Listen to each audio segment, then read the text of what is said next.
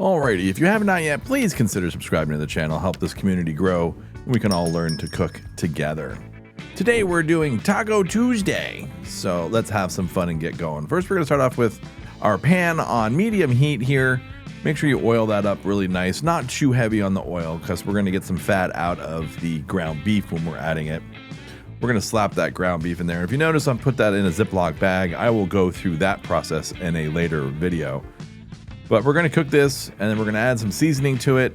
As you know, for anything ground beef or beef related, I add my Montreal seasoning.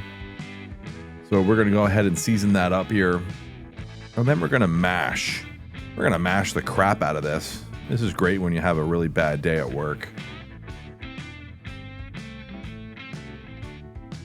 So we're going to mash the crap out of this, and then just kind of let this simmer.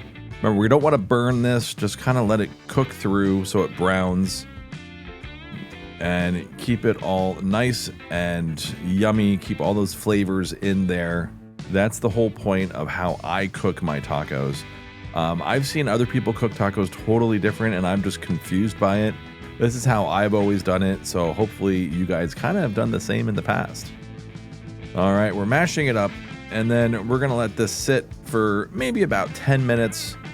With the lid on so it can break down that meat a little bit better as it starts to brown up. And by the way, you can find that tool on Amazon. It's a fantastic meat thingy bobby, whatever you want to call it. We come back, we're a little bit more brown here, and you see the fat starting to render there on the sides, which is good. Stir this up until you are happy with the color of your brownness. That's what we're looking for, where it's all brown, even color. Give it one final mash up here, and then we're going to head over to the sink, where you want to make sure you have a colander inside a metal bowl or some kind of heat resistant bowl so you don't get that grease down your drain. No one wants that. Your plumber will love you if you did do that, because that's horrible for your plumbing system. So we're going to go over to the sink and then dump this into a colander. Now, we're not going to wipe down the pan. Some people say you do, but I'm using a HexGlad here, so I shouldn't have an issue. I try to get as much of the grease off that meat as possible and then put it right back in that warm pan. And we just add warm water here. And I fill the pan up about 3/4 of the way. And what we're going to do is we're going to make a reduction. And that might not even be the right term for it, but that's what I do. We're reducing this water down to then combine the flavors. So here we're adding the taco seasoning in with the water and the meat. So what's going to happen is it's going to actually absorb all those flavors into the meat. And what I've seen other people do is I've seen them cook the meat, separate it, and then add taco seasoning to the meat on its own, like on the taco itself. There's no flavor there. You're just basically tasting salt, I think. In the meantime, while that's reducing down, let's go over and cut our lettuce. This is Asian romaine lettuce, one of my favorite romaines. And we're going to chop this up real nice and quick. And then go ahead and give it a little ice bath. So dump that into small colander. And I have a set of 3 of these size colanders. They're fantastic. You can also get those off Amazon. And give it an ice bath.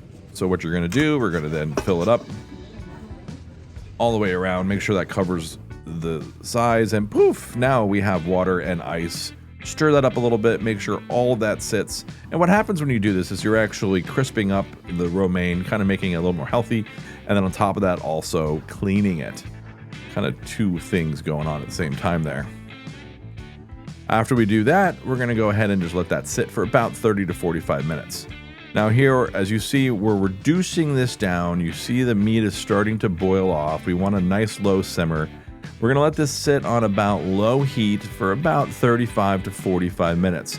I'm going to do a quick time lapse here so you can see what we're looking for. So you see how this is all, the water is starting to get out. The steam is starting to reduce. The edges are starting to get crusty. That's perfect. It's what we want.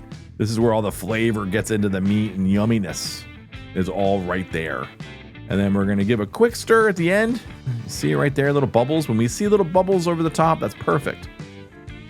We're gonna give a stir, get all that all around, and that meat is just filled with flavor. And if you haven't tried this way of doing it, it's super easy. Just make sure you know your timing and stir when needed. It's not that hard.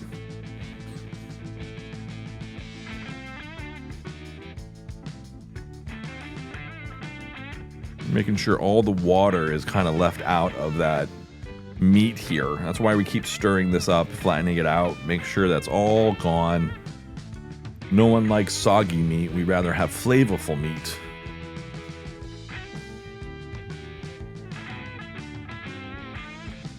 And kind of one way to tell that is if there's less steam. That kind of helps. When there's less steam in the coming up, you know that you're kind of getting to the point of burning. Now here I do this, and this is kind of weird, but it is what it is. This is how I do my taco soft shells. I add a paper towel and I run it just bloop, right over the water, and then put it between my taco shells. And then in the microwave for however long I need to. Make sure you put your cap on it. You want that, actually, that helps to keep the moisture in. 1 minute, please. Thank you, Jenny. Ta-da! Can't forget to give my little Rambo his dinner. He's loving his lettuce. You're welcome, buddy. Anytime.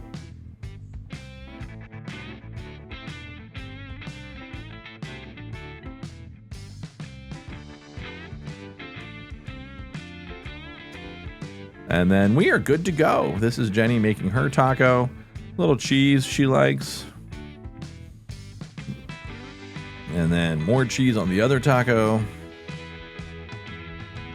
And then you can do whatever you want here. There's your ground beef. You can get guacamole. You can use pico de gallo. You can use hard shells or soft shells, depending on what you guys like. Totally up to you. We're a soft shell family. So that's kind of how we do. I make little burritos. And that's that. Just kind of build it as you want. Add your lettuce, add tomatoes, add onions. And of course, don't forget your Cholula sauce. Gotta add hot sauce. Alrighty. Well, there you go. I'll see you guys next time. Don't forget, please smash that subscribe button. And let me know what you want me to try to make and what's your favorite meal to make going forward. One of your family's favorites. I'll see you guys next time. Be good. And as always, deuces.